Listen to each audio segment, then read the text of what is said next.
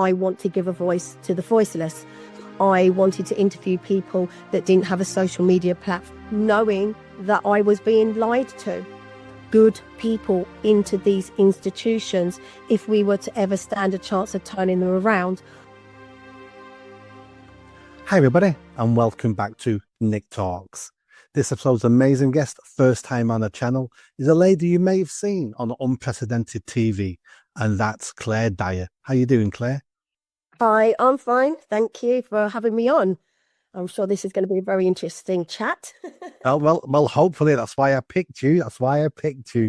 For people who don't know about Unprecedented TV, it's a channel set up by the former MP Lembit Opik, and he's got several presenters now working on his channel, and you run a show called Dire Consequences, which is a twist on your name, Claire Dyer. Quite clever, whoever came up with that. I like that. I'll have to give credit to Lembit for that. He literally just wrung it out of thin air and said, it's a funny story. I literally phoned him one day and said, could you please interview me on Unprecedented? Didn't know what Unprecedented was. I'd just done Iconic with Gareth Ike, and I just felt that I needed a wider audience because censorship is I get a lot of censorship, especially on Facebook. And I'm not great on social media. I thought, so I'll give him a call and see if he will interview me. Had a long conversation, which ended up 2 hours. And he said, I can't interview you, Claire Dyer. And I thought, oh, okay, fine. What's wrong? He said, your voice needs to be heard. And I want you to have a show on Unprecedented TV. And we're going to call it Dire Consequences. And I was like, okay then. And before I knew it, 3 days later, we were doing a preview. And the following week, I was doing a show. The concept, as I said, there was never any concept or talks about how it would go. It just found its own way, if you like. And in my mind, I felt very much that I wanted to interview people that didn't have a social media platform that other social media and also mainstream media wouldn't pick up on, because these people weren't known, but were fighting real issues in their own communities and their own lives. And it just kind of went from there. And obviously, you know, I have a lot of people following me. So I would have people messaging me about things that were going on where they live or things that had directly happened to them. And my kind of slogan in my head was, I want to give a voice to the voiceless, the people that don't get the opportunity to tell their story, because I don't feel personally there's a lot I can do to change things. Please excuse this interruption, but I just wanted to tell you, England is the greatest country ever to exist in the world. But in some respects, I can make some people feel better and feel that they're being heard. So that's kind of really how it's gone.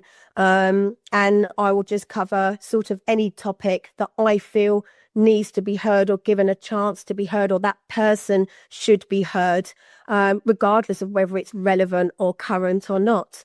I think everything that is going on and everything that most people are experiencing are all linked and connected anyway.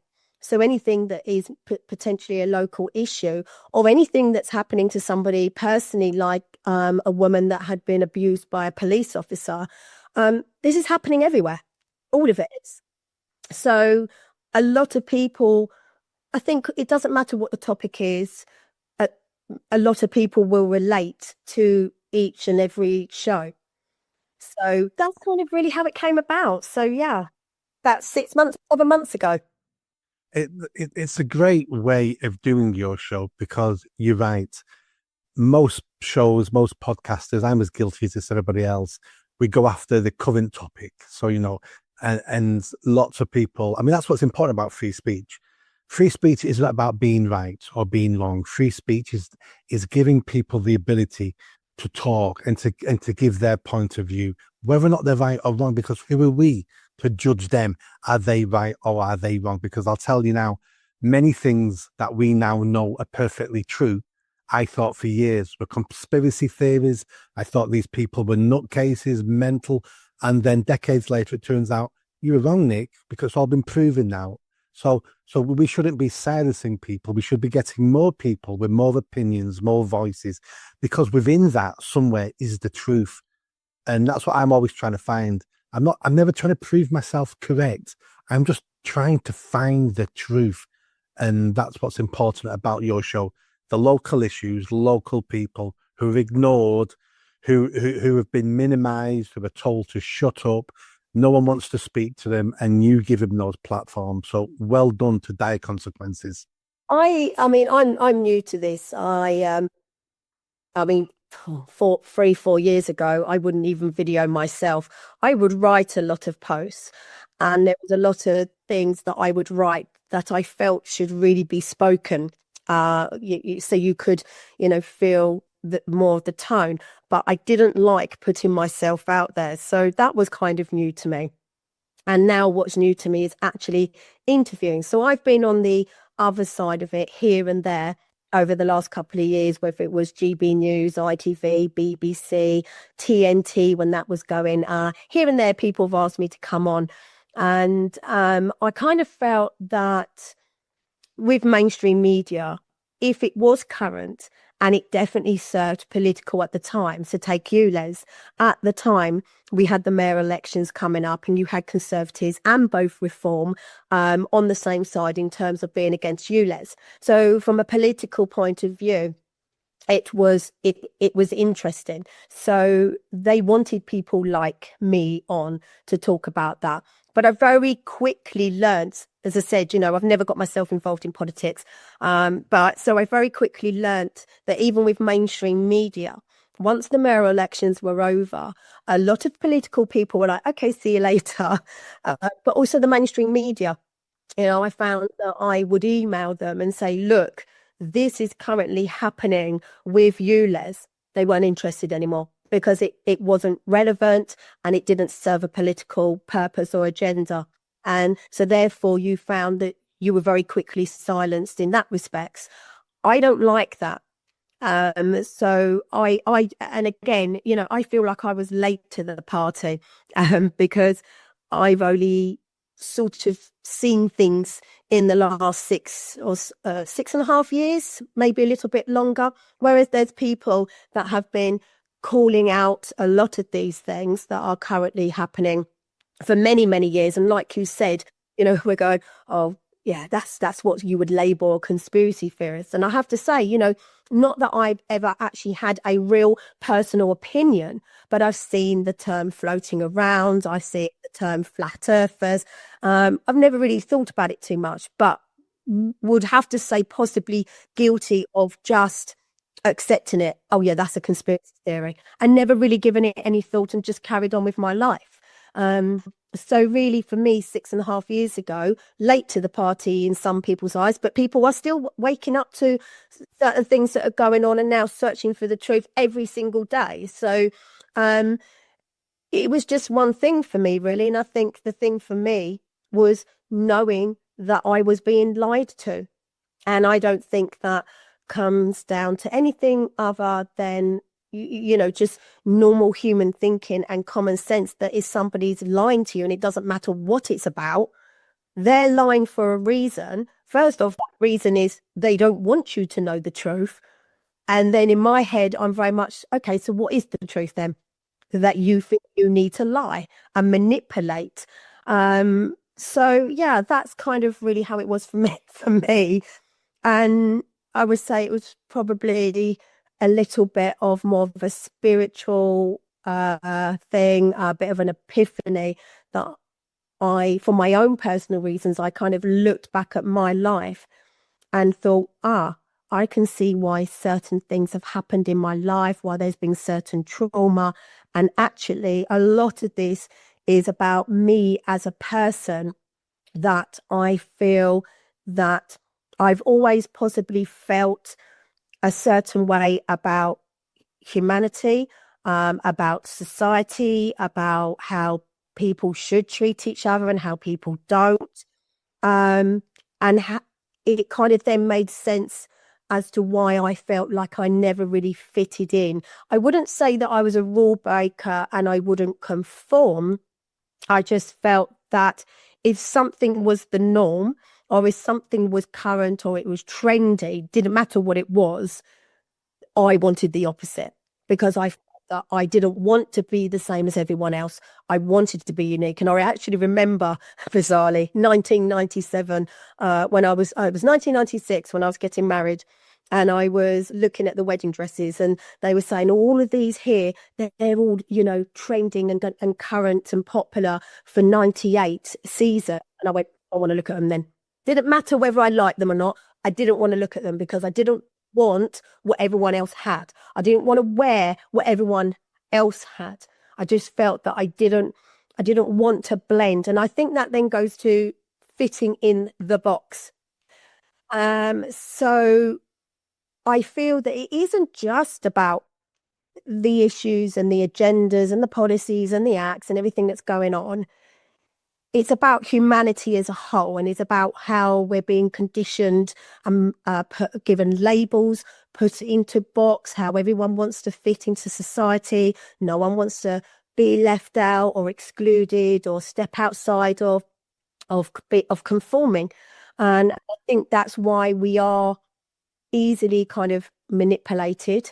In a sense, it's almost like being groomed, and how we are conditioned, and how through fear of being excluded, say from society or from, the box, it silences us. And I think that's what needs to change across the board. And I think fundamentally that's what it comes down to.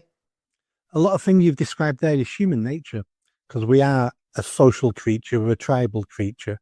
90% of us are sheep, and that's not name calling, because you couldn't have a tribe full of me and you, because we're not conformists. We always want different, and a tribe wouldn't survive like that. But you only need a small percentage of people who could be potential leaders, and those potential leaders are people like me and you. And then, people are afraid of being excluded from the group, because, 1,000 years ago, if you was excluded from the group, that was a death sentence. You would die. You couldn't cope in the world on your own because of the elements, because of other tribes, because of other animals. So all this has been built into us. But there's always the exception. There's always people who take one step forward, and then other people have to follow them to get to a better place and a better tomorrow. Let's move on to what do you think, well, for you, your opinion, what would you say are the one or two big issues that you think are big issues at the moment? Oh, that's a difficult one, because I think they're all big issues in one way or another. But, if we're going to go currently right now in terms, actually, there's a couple. I feel that everything's moving very fast at the moment. So if I was going to say right now at this moment in time, and people would obviously disagree because it's going to be sort of personal, and I'm trying not to look at it from a personal perspective, because there are quite a few. But I would say right now there is a massive full-on agenda that it's always been in the planning, but it's really kick-started now with land grab. So that's all the housing development on green belt, and that actually doesn't just include housing. It includes solar farms, the battery farms, the data centers.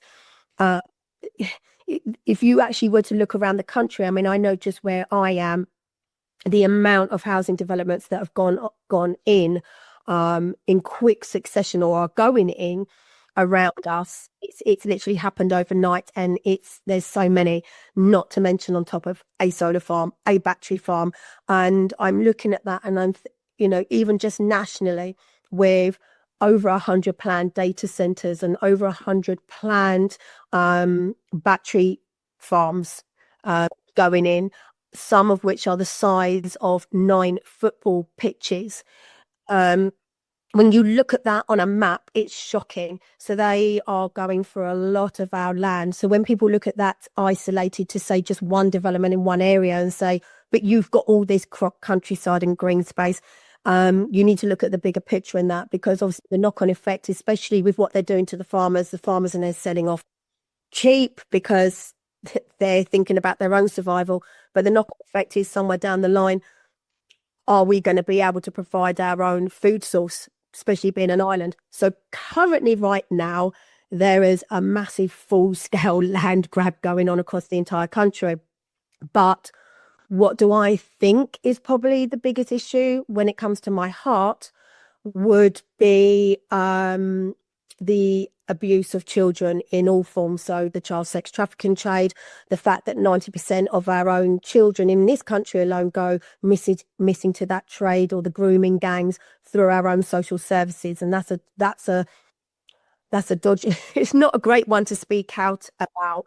And then whether that extends to the minimal sentences that people in our own institutions get for paedophilia, etc. So that is probably the biggest, it's not even an issue, it's the biggest, it's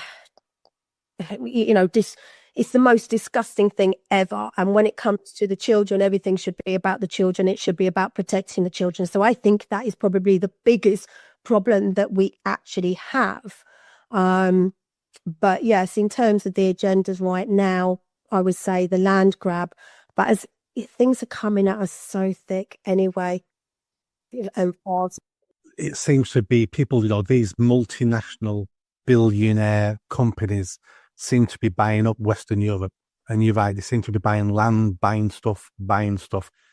Partly because it's security, because land won't go down in price. But it's the other reasons why, and you're quite right. Farms seem to be going out of business, but it's okay. We'll buy our food from the third world. It's cheaper. We'll ship it here. But during the Second World War, Hitler almost destroyed the UK by starving us to death because he just blockaded the UK with ships because we're so dependent. That was 100 years ago. So dependent on imported food, and we're even more so dependent today than we were then. So it's very dangerous not to be able to produce your own food at a high level. And some of these organizations are, extremely dodgy. All connected to the WEF. It seems to be like a global communist organization. But I think the good news for this is I think we've reached peak globalism now. I think we're going to slowly over the next few decades go back down to national states. I think the next government who comes into the UK will be looking at getting rid of quite a lot of this. And over the next few decades, even more of it will go. Just like the woke agenda, I think we've reached a peak. I think we're on our way down, and some of those problems hopefully will disappear. But the big issue, you're right. I mean, I've been looking at child sex exploitation for over 2 decades. I've won national awards for projects I've set up tackling this. I think I've had about six or seven offenders arrested and prosecuted, all of them white men. And the more you look into this, the more you realize how much of it's going on. And there's always gone on through the history of time. This has always gone on. I did an interview the other day with former Rochdale MP Simon Danczuk, and he was the one who outed Cyril Smith in Parliament. Unfortunately, he was already dead. So this has just been, and it seems to be quite common, doesn't it? Take Jimmy Savile. Yeah. I mean, who died before they're exposed. Yeah, and I think part of that, there's 2 things there. The victims are terrified of speaking out while these people are alive because they've been severely damaged by them, and these are powerful people, and they're scared to speak out. And once the person's dead, a lot of that fear then is gone. And people who knew what was going on are also fearful, and they speak out after the fact. A good one is Esther Vanson. When she worked for the BBC, she's admitted she heard lots of rumours about Jimmy Savile, but didn't say anything, didn't look into it, didn't tell anybody, because she was probably fearful for her own career. And when he died, she came out, and I was screaming at the TV going, why didn't you do something at the time? But most people are not brave. Most of us think we're brave, and most of us think we'll do the right thing at the right time. But when it happens, we're selfish creatures, and most people will put themselves first and not take those risks. But children are... Yeah, I was going to say, a lot of people see what is happening differently, and there's people that believe that actually this is a spiritual war, and in part I do. I believe it's a spiritual and psychological war on humanity, one that's been building for many, many years. So I would say that is what is unseen.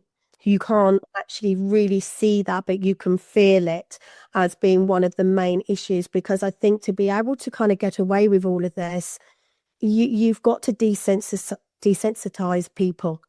And I do feel that this has been building for a long time. And the way I describe it is that I say that it is a war between good and evil. The scales are not tipped in our favor of good.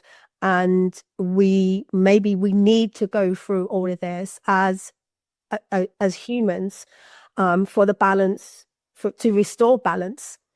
I don't know. I mean, who does know? But I do see that even over the last 5-6 years, things have changed. Our country's changed, our world has changed, but not just in the sense of what is actually physically happening, but also what is mentally happening, on a kind of a spiritual and a humanity level. And I feel that people in general, societies, communities, individuals are slowly losing their way. And I think a lot of that is because of what they're doing to us. I think that's part of the purpose. They are putting all of this pressure and stress on us, that it is becoming a fight for survival individually. So either yourself or your immediate family, and people are now becoming more selfish, more self-absorbed. And I think that wouldn't end well. I think it needs to go the other way. People do need to look out for each other and come together as communities. I don't think you're never ever going to get anybody to agree. We talk about divide and conquer. We talk about all of these movements, and they always end up fractured. You can't get everyone in one country. I mean, how many is it? 69 million we're up to. You're never going to get 69 million agreeing, and you're never going to get all of these movements all over the country, however many thousands of millions of people they are, to agree and always stick together, united and everything. But I do believe that you can come together in your own communities and be able to hold that together and work, for a greater purpose. And whilst I don't believe in any political party, and I do have, to a degree, an automatic distrust of anyone in politics, at the same time, I do think that we do need to get good people into these institutions if we were to ever stand a chance of turning them around. I don't think that's my place, because the type of person that I am, as an empath, I don't think that I would be able to mentally survive that world. But I think there are other people out there who are mentally stronger to be able to withstand that environment. But I do think that is part of the way of moving forward. And then there's other people that just say there's nothing you can do about it. They see what's going on, but there's nothing you can do about it. You may as well just live your life while you can. Personally, I can't sit back and not do anything. As I said, I couldn't walk away from this if I tried, because how can you see what you see, know what you know, and have personal sort of relationships with people who are suffering and just turn a blind eye? I couldn't, because it would still be there. So in terms of I don't even know what the solution is, because are there enough of us? Are there enough good people out there fighting for this? Can you change what is going on? Because people are suffering more and more. Let's end on the high note. And I think we can. I think we can change this. I think 2025 was a great year. I think we turned the corner last year. I think 2026 is going to be even better year, and it's going to take a decade or two. Pardon? I'm going to ask you. I'm going to flip this now. I'm going to ask you the question: why do you think that this year is going to be a better year? What is it in your head that makes you believe that? I think to go. People are waking up. The English have woken up now. The English woke up last year with the protests outside migrant hotels, with raised the colours, the flags on lampposts, with the marches, the demonstrations. People have had enough. The English, who have always been quiet, have now woken up and said, enough is enough. We're now talking about mass deportations. The Supreme Court has now ruled what a woman is. All these things are showing me light at the end of the tunnel. And we've still got huge issues. You were talking about good, good and evil. And evil's been ruining this country. I'm not a religious person. I don't think I believe in God, so it's not like I'm preaching. But even I know killing 250,000 babies every year and calling it abortion is evil. Putting in new laws where we can get rid of old people, we're calling it assisted suicide, is evil. Not exposing grooming gangs is evil. So, and that's what we've been doing for many, many decades now. And that's because we've got a lack of religion. We rejected Christianity. And again, I'm not a Christian, but I see the value in a set of rules that gives you, some rules to live your life by. But I think, and Christianity is making a comeback now in the UK. More people are identifying, church attendances are going up. I think we've turned a corner. Better politicians are on the way. I don't know who they are at the moment, but the Uni Party looks like it's destroyed. The establishment's worried sick.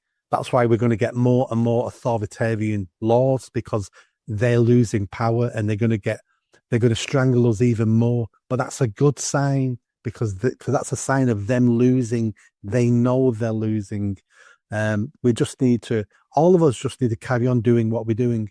Not everybody can be a Claire Dyer. Not everyone can be a Nick Buckley, but everybody can do something. And that's the problem, because you have people like me, people that are even doing more than me, and you become burnt out. You become burnt out, exhausted, ill. And you reach a point where you can't keep that momentum going. And you think, who's going to step up? We need more people. And that's what it takes. So many people have actually given up on people. They said, you can't wake them up. I'm done with them. And I've never, ever seen it that way. And I don't think I ever will. I do have hope, and I've said, maybe I'm deluded. Maybe I'm seeing it with rose-tinted glasses and I'm wrong. But I do have hope, because I see it every day. I see more and more people waking up every day. And there's the one thing, despite anything else that I'm doing and I'm fighting and campaigning for, the one thing I can do, and I believe I can do, is continue to gain awareness and reach people individually so that they do see what is going on. And they then obviously start to speak up rather than being silent. So I have hope that more and more people will continue to. And I've always said we will become a majority, but I actually do believe we are a majority. We're still just fractionally a silent majority. People need to get the strength and at the very least speak out. Even if you speak out, other people will see that actually, oh, that person's speaking up, that person sees it. There's suddenly find that they're surrounded by more people that are seeing it, and that is your herd mentality right there, but in our favor. Absolutely. That's a great place to end. We're ending on hope. We're ending with courage is contagious. If you're courageous, other people see that and want to copy that, because we all want to copy the hero. We all want to copy brave people, but we have to see them for us to want to copy them. And you're such a person, Claire. You're the great white hope. Thank you. I don't do compliments very well, but I've got a load to take them when I get them, especially when you get insults as well. So thank you. Claire, thank you so much for coming on today, and let's do this again soon. Thank you.